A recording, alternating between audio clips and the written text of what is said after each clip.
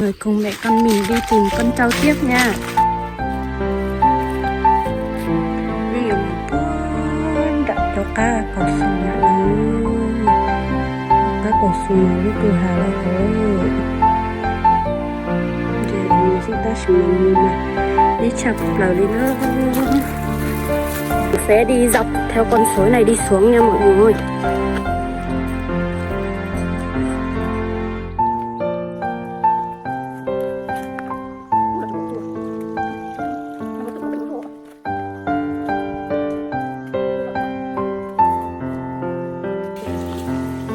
Đây hôm qua nó vừa mới về trên này sao ấy, vừa đi xuống rồi.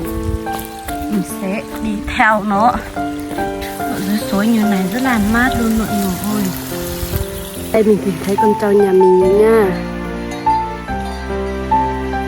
Bố bố bố bố bố bố bố.